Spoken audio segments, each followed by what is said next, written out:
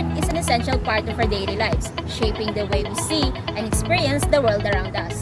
From the design of the clothes we wear to the music we listen to and the spaces we live in, art influences our emotions, thoughts, and action. It allows us to express ourselves, communicate ideas, and find beauty in the ordinary. Whether through paintings, architecture, fashion, and digital media, arts connect people and cultures, Making our everyday lives richer and more meaningful. Meet Judani Taran, 30 years old, a local home stylist. He turns houses into beautiful homes using his creativity and personal style. May hapon niya, nakita na ko na mga nindot yung mga trabaho sa maagi. Maka-inspired din sa uban na may katuloy skills sama sa mga trabaho. Dalang tali ko talaga may find sa imong skills. Kasi naka-inspired sa imong aron trabaho, aron mas mahimong anas sa imong trabaho. So sa aming inspiration yun, ako pamilya. Sila ang hinungdan na mas natugi ko, mahikamot. Isa ko, na-inspired ko tungkol kay ganahan ko sa akong tinatuhan.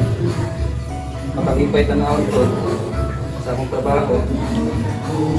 Ang magamit sa uban, mapasalig na ako mismo ang nakabukat. Gusto sa ako, matagad daw, mas na-improve ang akong skills. Gusto na kadugayon o pila na katuig ang trabahoan niya klase na pagkakaroon. Mga 5 na katuig. Kung nagtrabaho ang mga klase ng pinag-uwi. Squadan to, daghan na po, naging ang kasintian.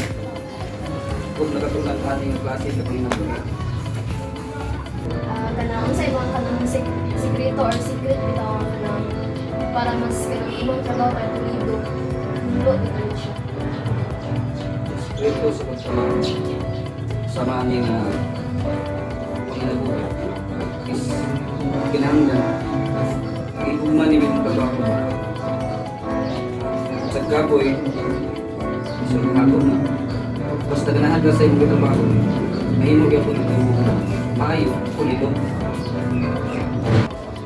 Di ba di mo kita makakitayan yung mga challenges na kapit sa trabaho. So, unsa man yung mga challenges na kapit sa trabaho?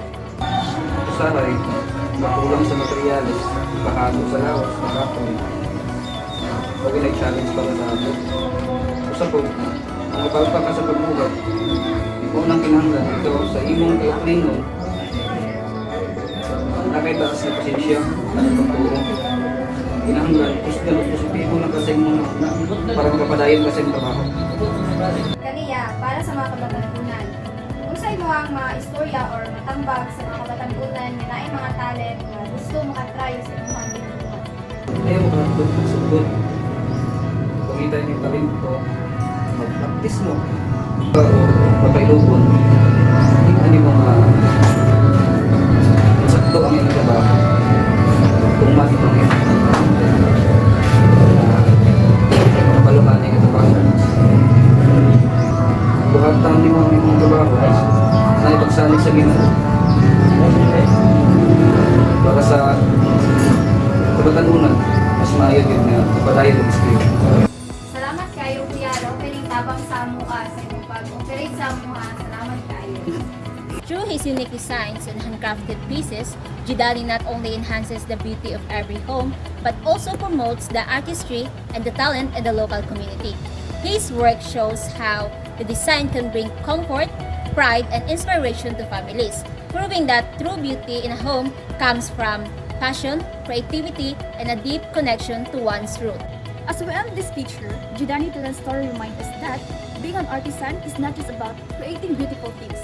It is about putting hearts, culture, and purpose to everyone. To all aspiring local artisans, let his journey inspire you to keep crafting, keep dreaming, and keep believing the value of your work.